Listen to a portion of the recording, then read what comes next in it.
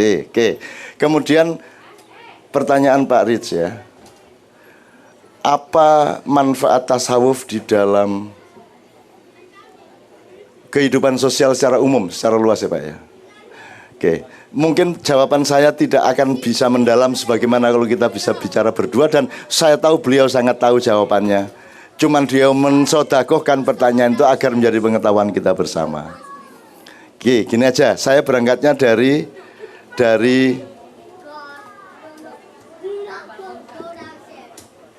saya berangkatnya dari, Anda ngerti ya, ada syariat, thariqat, hakikat, ma'rifat.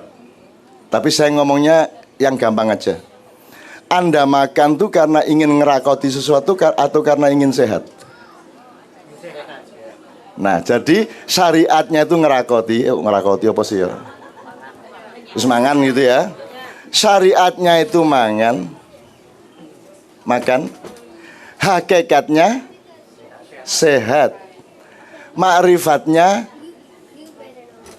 ya, thariqatnya mencari sehat, membangun sehat, ma'rifatnya sehat. Gitu enggak? Anda mencapai kesehatan berarti bermakrifat. Jadi sekarang bisa enggak makan tanpa urusan kesehatan? Bisa enggak? Bisa enggak Anda sehat tanpa makan? Bisa enggak mencapai kesehatan tanpa makan minum? Jadi seluruhnya menjadi satu kesatuan, betul enggak? Nah, cuman orang Indonesia sekarang kan fahamnya syariat kuliner. Jadi orang makan karena ingin makan itu, bukan karena ingin sehat.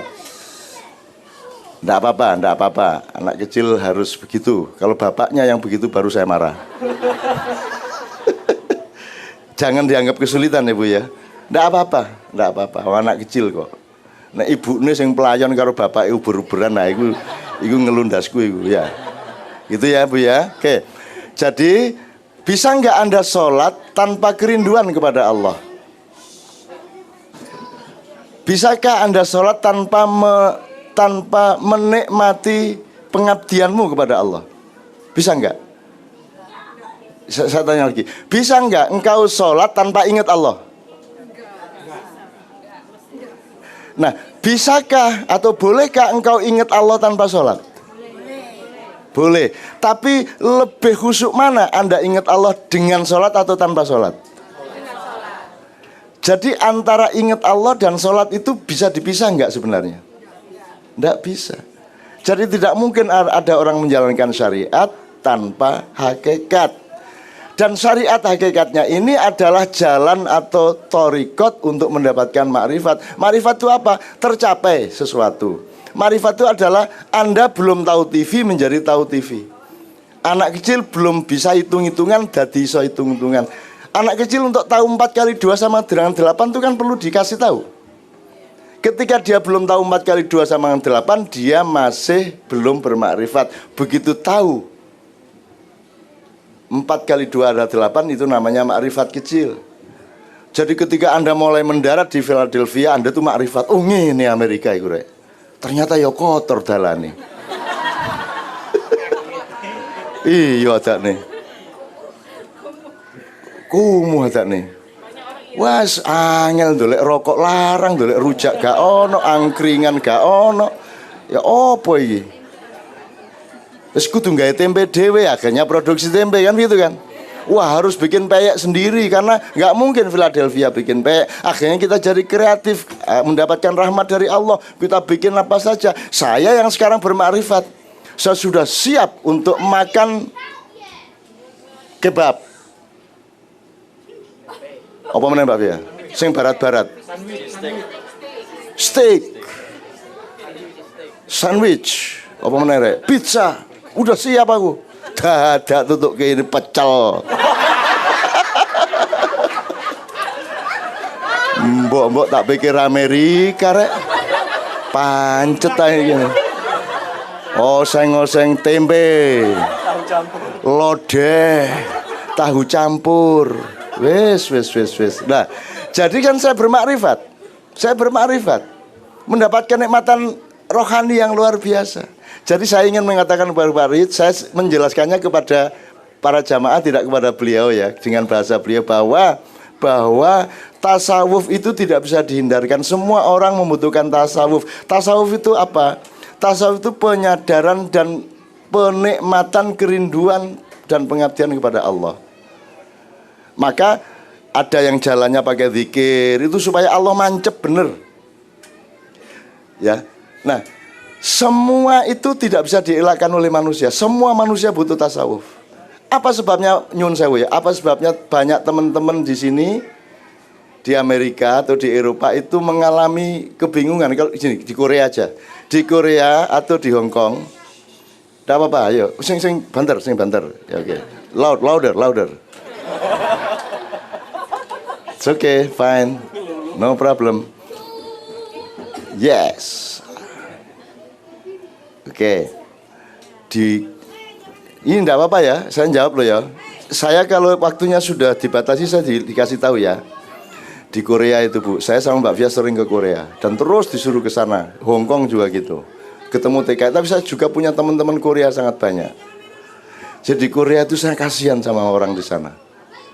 Ya, kasihan. Kerja gampang, gaji besar, tapi mereka tidak punya waktu untuk menjadi diri mereka sendiri.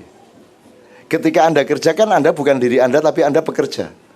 Nek penggaweane misalnya ini di pabrik ya, orang ini sedino ini tok deh. Sedino 15 kali ini. Jadi waktu naik kereta tuh kapilen ini gitu. Wah, akhirnya arek-arek wedok iku muring-muring kabeh. Lah apa sampean ngene. Itu 15.000 kali gini-gini tok. Jadi orang Korea itu kerja menjadi bagian dari mesin besar yang namanya industri, betul enggak?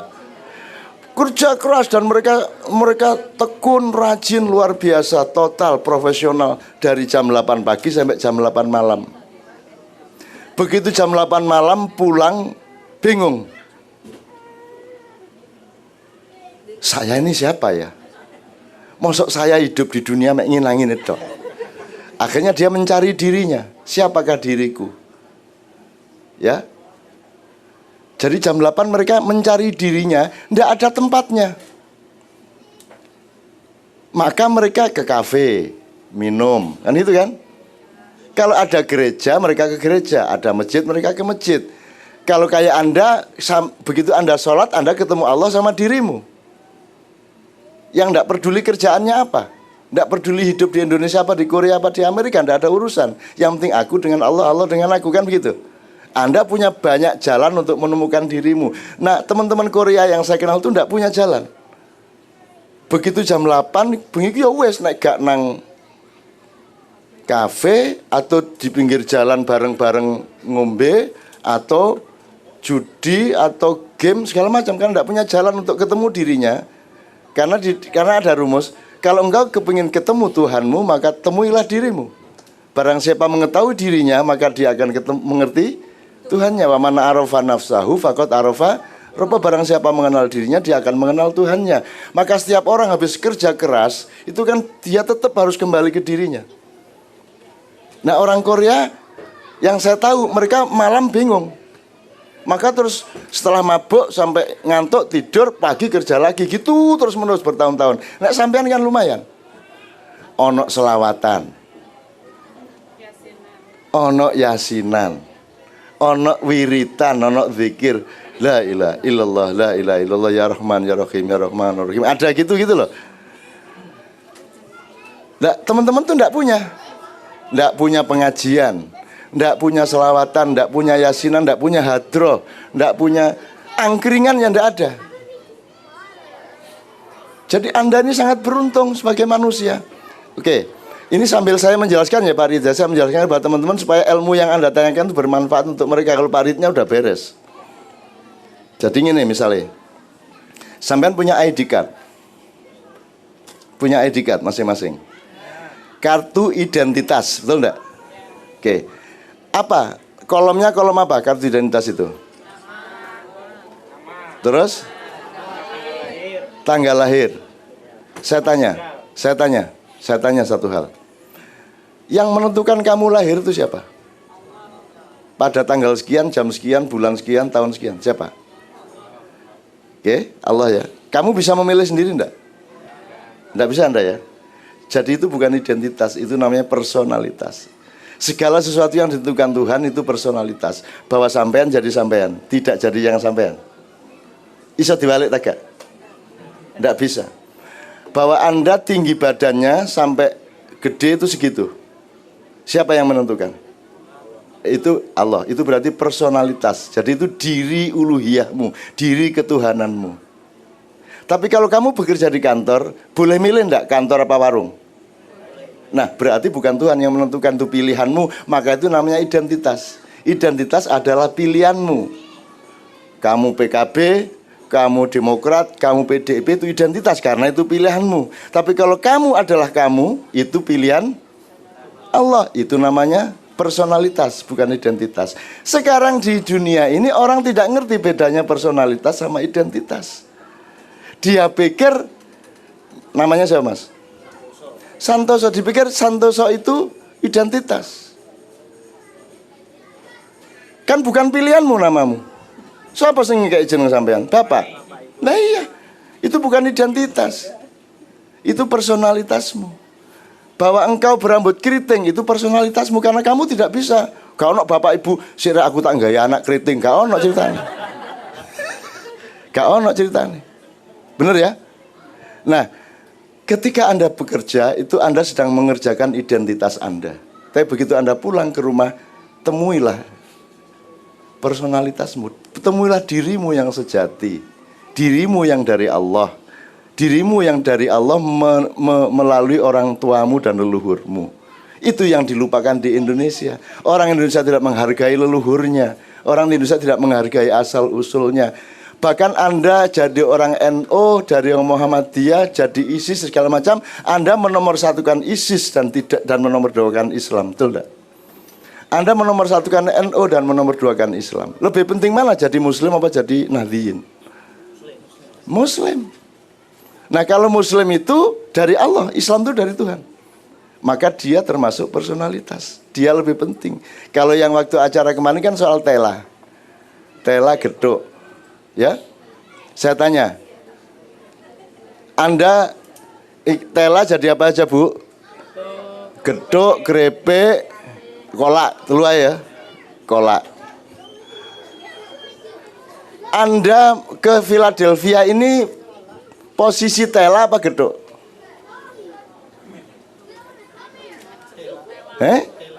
Tela. Kalau tela berarti yang bikin tela siapa? Tuhan. Jadi siapa yang bikin Anda ke Philadelphia? Bukan pilihan Anda toh. Pilihan Anda karena Anda boleh ke Jepang, karena Anda boleh ke Taiwan.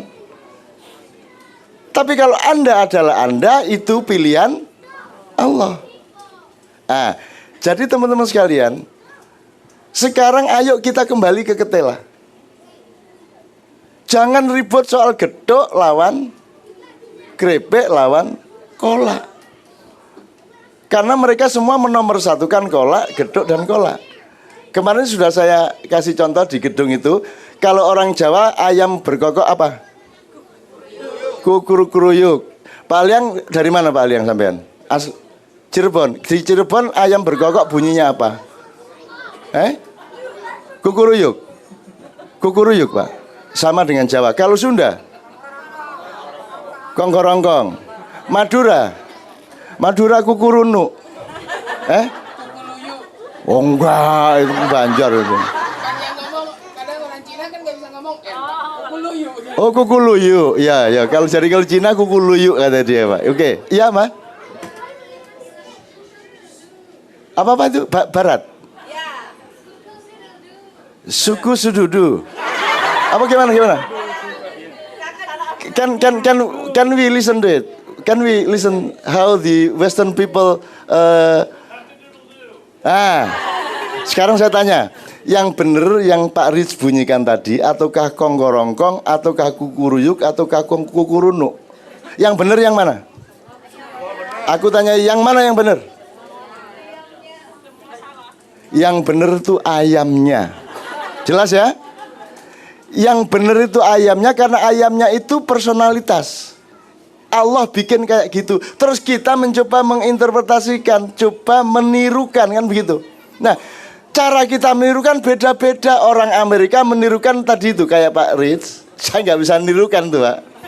Kalau orang Sunda menirukannya kongkorongkong, orang Jawa menirukan kukuruyu, orang Madura menirukan ayam tadi kukurunu. Kenapa kita saling menyalahkan di antara kukuruyu sama kukorongkong? Sekarang kan begitu yang terjadi di Indonesia. Saling menyalahkan. Padahal yang benar ayamnya itu. Kan gitu.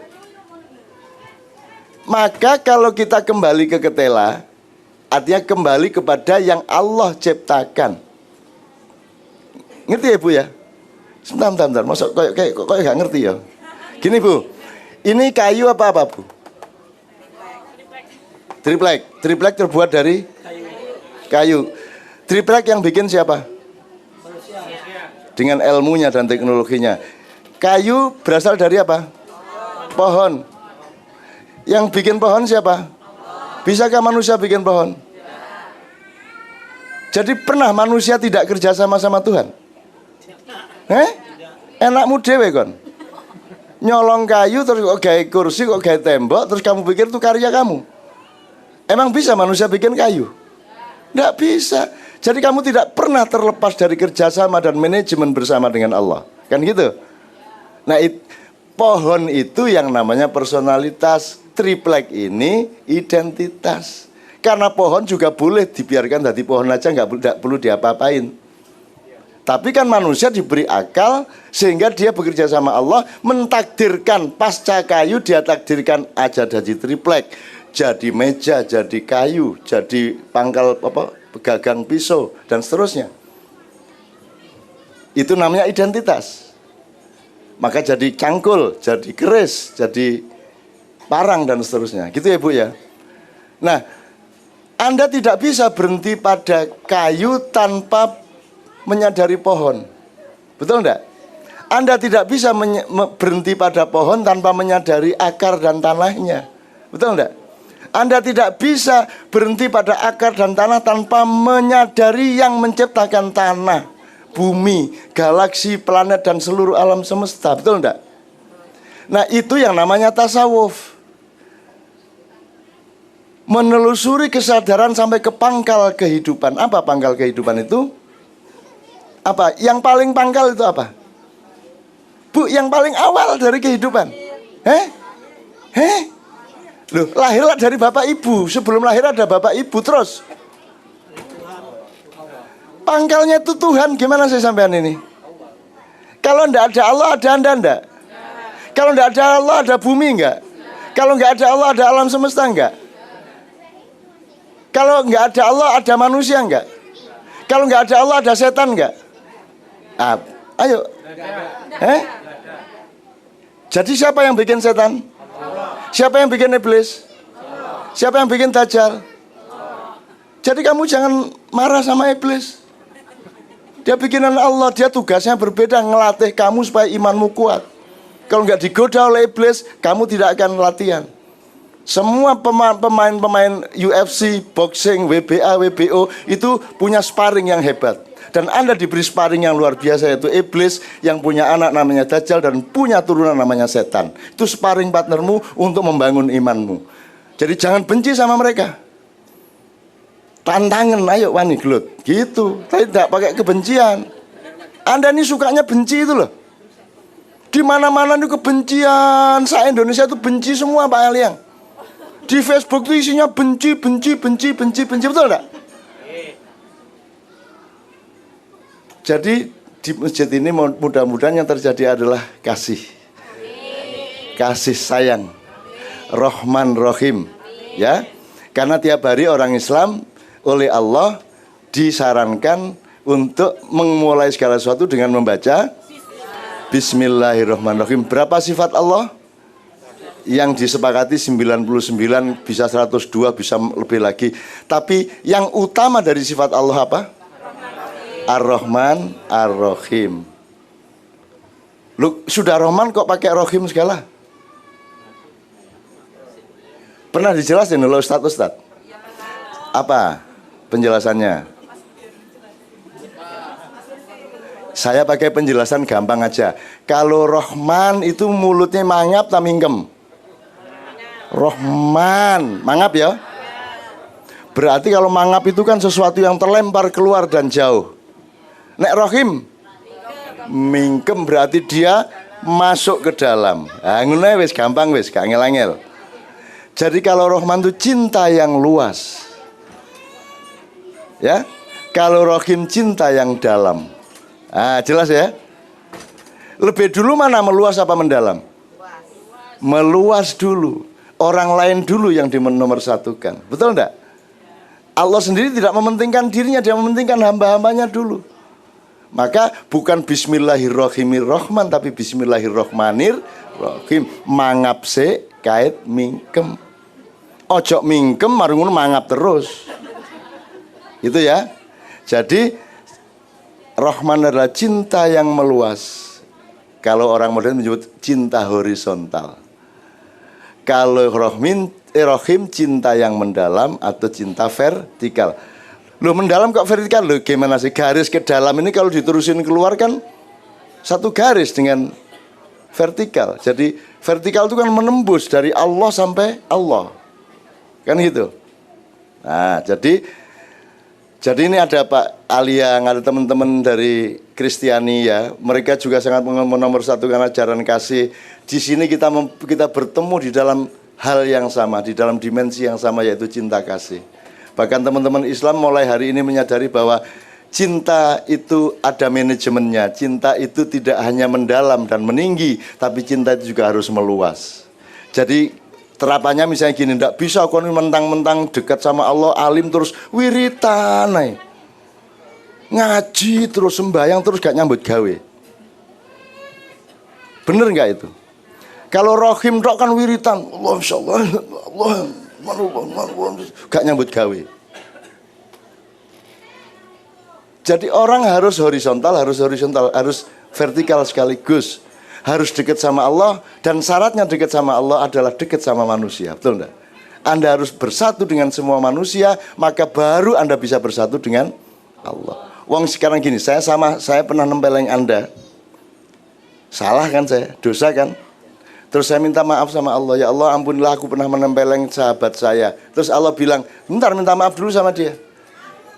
Kalau Anda tidak maafkan saya, Allah tidak memaafkan saya. Betul enggak? Jelas ya? Nah, jadi begitu pentingnya Rahman baru Rahim. Jadi saya menjawabnya hanya beberapa dimensi Pak Rich, kira-kira yang bisa difahami teman-teman dan langsung bermanfaat. Intinya sederhana bahwa tasawuf itu tidak hanya dibutuhkan oleh semua orang Islam, tapi dibutuhkan oleh semua manusia, yaitu meneliti dirinya sampai ke tingkat yang paling rohaniah gitu. Oke, kira-kira seperti itu. Yang ketiga siapa tadi ya? Setelah Pak Rich tadi siapa? Sudah cukup. Paris kedua, yang ketiga tadi ISIS tadi ya. Ini nanti saya kasih tahu secara pribadi ya Mas ya. Kalau nanti sudah dirasanan gak karu-karuan. Wis pokoknya aja pusing sampean, soal ngunung-ngunung, tenang aja sampean. Sampean dituduh kaum radikal. Tidak ada urusan sampean, yang penting berlaku tidak radikal, berlaku lembut kepada orang lain. Fal yatalataf pusat Al-Qur'an, maka berlaku lembutlah. Itu di titik pusat Al-Qur'an. Kata-kata yang di tengah-tengah Al-Qur'an itu wal yatalataf biasanya ditulis dengan huruf dengan tinta merah. Jadi pusatnya Islam adalah berlaku lembutlah kepada semua makhluk, dan berlaku keraslah kepada dirimu sendiri, sebenarnya gitu, tapi nggak diterusin sama Allah. Kalau saya begitu, saya berlaku sangat keras kepada diri saya. Saya seharusnya jadi presiden, saya ndak. Harap ngopo gue. Nek menteri gampang. Tapi saya tidak pernah. Menjadi ulama, apa kurangnya? Tapi saya tidak. Menjadi ustadz, menjadi budayawan, menjadi apa saja, semua saya tolak. Saya tidak pusing sama identitas. Yang saya cari adalah kesejatian personalitas saya. Ngono nek aku. Yang penting Allah tidak marah sama saya, selesai hidup saya. Saya tidak ingin apa-apa di dunia. Itu tasawuf itu seperti itu Pak Riz kalau tidak salah. Tuhan itu segala-galanya. Jadi Anda kan selalu kalau saya tanya, ibu minta apa? Ridho Allah kan gitu. Anda minta ridho Allah. Gimana caranya supaya Allah meridhoi Anda? Saya tanya caranya. Ayo Pak, supaya mendapat ridho Allah, apa yang Anda lakukan? Oh ya, istri minta ridho suami itu bagian dari ridho Allah. Tapi pokoknya gini, semua orang kan kalau di Islam tuh Pak Aliang, kalau saya tanya, ibu-ibu nomor satu minta apa? Pertama, semua jawabnya gini, ridho Allah, artinya direlakan oleh Allah hidupnya. Gitu. Nah sekarang pertanyaan saya, bagaimana supaya hidupmu direlakan oleh Allah atau mendapat ridho Allah? Jawab yang praktis. Apa Mas, kira-kira Mas? Kalau jawaban yang standar, ya mentaati Allah, menjauhi larangannya, kan gitu. Sekarang saya ingin jawabannya lebih singkat. Oke, ikhlas. Bersyukur, berserah diri. Oke. Tapi itu masih abstrak loh ya. Ikhlas sih abstrak loh. Ya. Abstrak itu artinya harus dijelaskan lagi itu. Berserah diri itu maksudnya juga itu abstrak juga. Berserah diri akhirnya apa ya? Saya nggak kerja, tidur. Kalau ditanya orang, kok kamu tidur? Saya berserah diri kepada Allah. Bener nggak itu? Nggak kan? Punya mobil nggak dikunci, atau punya sepeda nggak digembok, atau punya anjing nggak ditaleni, terus bilang saya serahkan kepada Allah. Lah Gusti Allah tukang angon ta ya apa? Gusti Allah tukang parkir ta ya apa? Kalau kata Rasulullah, tali dulu, cancang dulu, ontamu di pohon, setelah itu baru serahkan Allah. Jadi kamu kerjakan dulu penjagaan hidupmu, maka kemudian baru kamu serahkan kepada Allah. Jadi sekarang saya tanya, kalau ikhlas itu masih abstrak, berserah diri masih abstrak, syukur juga masih abstrak. Apalagi syukur bahasa Jawa itu jelek. Nyukurno, ya toh, angger ana wong tiba syukur kan ya. Bener ya? Jadi bahasa Jawa itu kadang-kadang ya kacau. Disyukur-syukurno kan gitu. Itu terbalik sama dengan akal, itu kan alat utama manusia sebagai manusia. Kalau manusia tidak punya akal, dia menjadi binatang, betul enggak? Jadi alat utama di dalam kehidupan manusia adalah menggunakan akal atau mengakali. Jadi tela diakali menjadi gedok, padi diakali menjadi gabah, gabah diakali menjadi beras, beras diakali menjadi nasi, nasi yang sisa diakali menjadi karak. Lu kurangnya apa? Karak diakali menjadi keripik karak. Betul enggak? Tapi apa dalam bahasa Indonesia kata mengakali ini artinya? Membodohi, menipu, membohongi. Lebih ya iki. Seharusnya mengakali itu artinya adalah mengkreatifi. Gitu. Kapuk dijadikan bantal. Kan gitu seharusnya. Hutan dijadikan taman, gitu kan seharusnya. Itu namanya mengakali hutan, mengakali kayu menjadi meja. Tapi dalam bahasa Indonesia mengakali itu sangat buruk, yaitu ngapusi, memperdaya, gitu kan? Berani ndak Al-Falah jamaahnya mulai menggunakan kata mengakali tapi dalam arti yang benar? Wani gak ngerintis sejal. Wah, aku diakali aku karo Imam Lutfi aku. Wow, Imam Lutfi sukanya mengakali. Padahal mengakali memang baik toh. Mengakali itu artinya mengajak orang untuk memperlakukan sesuatu secara akal. Dan akal itu bekal utama manusia. Oke, kira-kira gitu. Oke, Bapak sekalian saya tanya sekarang, waktunya kepada. Oh masih panjang waktunya. Oke. Ya.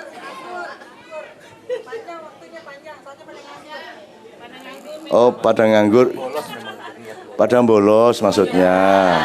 Alah ngono kok ngaku tarere. Nek wong Jawa itu gitu, wong Jawa iku ngene, ya gunane sekolah iku cek iso bolos rek. Aku gelem nyambut gawe asal ya oleh bolos sekali-sekali. Wong Jawa niku ngoten niku. Nek kono gak mikir sih kon lesu aku tengku. Nek nesu gak iso mikir, begitu wareg aras-arasen mikir apa doae. Oke, kita teruskan. Bismillah, Bu. Kita anu dulu. Ditirukan. Ya Allah, ya Mannanu ya Karim. Coba. Ya Allahu ya Mannanu ya Karim. Dibalani. Ya Allahu ya Mannanu ya Karim. Ya Allahu ya Mannanu ya Karim ya. Ya Allahu ya Mannanu ya Karim. Baris pertama, terus kedua ya Allahu ya Rahmanu ya Rahim. Ya Allahu ya Rahmanu ya Rahim. Jadi yang pertama naik soal, yang kedua turun jawab. Segala hidup dalam hidup itu harus ada soal, ada jawab, ada suami, ada istri. Tanpa istri suami bukan suami. Tanpa suami istri bukan istri. Tanpa wanita laki-laki tidak bisa jadi suami. Maka imam kita tanpa jomblo ini pokoknya kena terus ya. Ini kan semua doa supaya beliau oleh Allah dipersegerakan untuk mendapatkan jodoh. Ya Allahu ya Rahmanu ya Karim. Ya Allahu ya Rahmanu ya Rahim. Yes, kedua ya. Yang ketiga, ya Allahu ya Fattahu ya Halim. Ya Allahu ya Fattahu ya Halim ya. Ya Allahu ya Fattahu ya Halim. Terakhir, balik ke ya Rahman ya Rahim. Ya Allahu ya Rahmanu ya Rahim. Singkat kok, cuman 4 baris pendek. Ya Allahu ya Mannanu ya Karim. Ya Allahu ya Rahmanu ya Rahim. Ya Allahu ya Fattahu ya Halim. Ya Allahu ya Rahmanu ya Rahim. 2 kali lagi. Bismillah ya, yang khusyuk dan jangan hanya menghafalkan tapi sudah nyicil, mohon kepada Allah terutama untuk anak-anak kita. Anak kita dijaga oleh malaikat di mana-mana ya. Hatinya, pikirannya, perilakunya dan fisiknya di mana-mana oleh malaikat dijaga. Nyun sewu. Ya Allahu ya Mannanu ya Karim. Ya Allahu ya Rahmanu ya Rahim. Ya Allahu ya Fattahu ya Halim. Ya Allahu ya Rahmanu ya Rahim. Terakhir, ya Allahu ya Mannanu ya Karim. Ya Allahu ya Rahmanu ya Rahim. Ya Allahu ya Fattahu ya Halim. Ya Allahu ya Rahmanu ya Rahim. Ini intinya seperti ini. Ini penggunaannya bisa macam-macam. Bisa pengajian seberapa jam terus mulai si imam ya Allah gitu kabeh melo. Utawa tartil ngaji misalnya ada acara hari Minggu misalnya khusus ngaji, ono sing gantian ngaji di depan, tartil aja ndak usah qiraah, diselingi ya Allah. Misalnya Bismillahirrahmanirrahim. Alhamdulillahirrahmanirrahim. Maliki yaumiddin. Iyyaka na'budu wa iyyaka nasta'in. Ihdinas siratal mustaqim. Siratal ladzina an'amta 'alaihim ghairil maghdubi 'alaihim waladdallin. Amin ya Allah ya Mannanu ya Karim. Ya Allahu ya Rahmanu ya Rahim. Ya Allahu ya Fattahu ya Kalim. Ya Allahu ya Rahmanu ya Rahim. A'udzu billahi minasyaitonir rajim. Ar-Rahmanu 'allamal Qur'an. Khalaqal insana 'allamahul bayan. Asy-syamsu wal qamaru bi husban. Ya Allah, lho ngono isa ta, Ibu ya.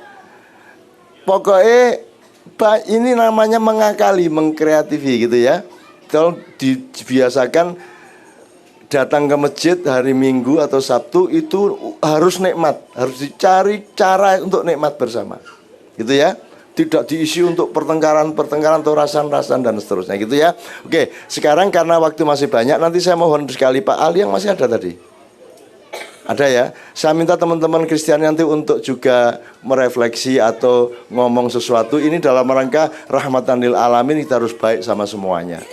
Jangankan sama sesama manusia, sama binatang harus baik, sama hewan harus baik, sama tanaman harus baik, betul enggak? Sama kerikil debu harus baik. Kalau ada batu yang tajam di jalan, Anda singkirkan. Bukan kita menyingkirkan batu, tapi batu itu kita hindarkan, jangan sampai dia mencelakakan kaki manusia. Batunya menjadi mulia, kakinya juga menjadi selamat, yang gitu. Islam itu sederhana gitu itu. Sekarang sudah ada yang marah ini karena korban kambing berjuta-juta disembelih, ada yang tidak tega. Mudah-mudahan semua yang menyembelih kambing pada hari ini mendapat karma dari Tuhan. Ngono sing muring-muring ngono iku. Nah, gini-gini ini Anda harus bisa jawab. Oke, tidak boleh nyembelih kambing. Tit ya, kalian beli wedhus ya. Dah. Semua warung yang urusannya dengan daging kambing tutup. Gak ono sate kambing, ya toh? Gak ono tongseng, apa meneh rek? Gak ono gulai kambing, dah. Karena kambing tidak boleh disembelih. Wes, jadi kambing kalau gitu disembelih ndak boleh, kalau gitu dipenjarakan boleh ndak? Kambing. Ndak boleh, berarti ndak boleh punya kandang kambing. Karena kandang kambing itu kan memenjarakan kambing. Tidak boleh ditali, karena tali itu membuat kambing tidak bisa merdeka. Jadi kesimpulannya kambing harus dibiarkan merdeka. Wes, semua kambing di dunia merdeka, mau menyeberang jalan silakan, mau masuk gedung-gedung silakan, ngono karepmu ya. Kalau berpendapat itu kamu simulasi diterusin. Wes, dari kambing matinya menunggu kapan Tuhan mencabut nyawanya. Jadi populasi kambing tidak akan bisa dibatasi karena tidak boleh disembelih. Karena kalau nyembelih kambing akan dapat karma, kan gitu tadi. Ayo piye? Dah, jadi sekarang kambing populasinya harus dibiarkan. Berapapun tidak boleh diapa-apakan. Saya tanya, hanya kambing atau semuanya? Wes, sekarang sapi juga boleh disembelih. Tidak boleh dikurung. Ayam juga begitu, ndak boleh disembelih. Wes, Kentucky Fried Chicken tutup sak dunya. Ayo piye? Dah, serius nih. Ayo kalau memang begitu kita terusin. Tutup loh kabeh warung-warung loh. Kelinci ndak boleh, apa meneh sapi ndak boleh. Udah berapa warung yang tutup kira-kira? Pizza ada dagingnya ndak? Nah, kalau nggak pakai daging tutup warungnya. Apa meneh? Panganan apa meneh? Sandwich biasanya ada dagingnya enggak? Kalau hotdog itu daging binatang bukan? Ah, udah semua yang unsur daging, warung yang ada unsur dagingnya tutup semua. Ayo, tenan loh ya. Kalau Idul Kurban tidak boleh menyembelih kambing, kita mau. Sip, oke, tidak akan sembelih kambing. maka harus diteruskan betul-betul konsisten komitmennya bahwa semua yang urusannya daging binatang harus berhenti. Kentucky Fried Chicken, jadi warung sate kambing sak Blitar tutup kabeh, sak Indonesia tutup kabeh, Tegal modiar Tegal, wong Tegal tuh urusannya tuh kan sate kambing, gitu. Gitu ya. Jadi kalau berpendapat itu jangan diterapkan ke semuanya orang. Kalau kamu punya pendapat silakan kamu terapkan untuk dirimu, tapi jangan ngelarang-larang orang, gitu loh. Anda vegetarian tidak ada masalah, tapi tidak usah menyalahkan orang lain. Hanya makan loh. Kalau kamu makan binatang tidak boleh, kenapa kalau motong pohonan boleh? Lah vegetarian kan tetap motong tanduran. Tadi kan khotibnya menyatakan bahwa apa tadi yang batu apa yang menjawab tadi batu. Pisaunya menjawab. Loh, pisau bisa menjawab pertanyaan Allah kok. Berarti semua makhluk hidup dan tidak boleh disembelih. Kalau gitu pohon tidak boleh ditebang. Ayo wes, tidak masalah wes, ayo wes. Semua pohon tidak boleh ditebang. Jadi semua bangunan harus dirobohkan. Oh, no kayu nih. Kalau gitu tambang tidak boleh digali. Modiar gue saya kabeh. Ayo toh. Pesawat semua itu pakai logam. Logam itu ambil dari tanah. Kalau itu tidak boleh dirubah, tanah harus dipelihara, isinya harus dijaga, maka semua produksi teknologi harus dimusnahkan. Wes kon, pulang ke Indonesia dari Philadelphia ngelangi karo berangkang kon. Ayo. Berenang, harus berenang dan merangkak. Karena kalau pakai kapal berarti ada kayunya, dosa. Ada besinya, dosa. Dan di dalamnya ada warung yang ada dagingnya juga, dosa. Ayo, modar gue saiki. Ada sayuran berarti motong ciptaan Allah, dosa. Wes apa wes? Dadi krakatono dirijimu dhewe saiki. Oke, bismillah, kita terusin ya. Saya nanti mohon Pak Aliang dan teman-teman Kristiani, tapi sebelum itu saya minta Mbak Fia bahwa ada 1-2 lagu. Gitu ya. Supaya suaminya bisa ngopi dikit. Lah ya apa disuguhi kopi karo jajan kapan aku. Monggo Mbak Fia, nyun sewu.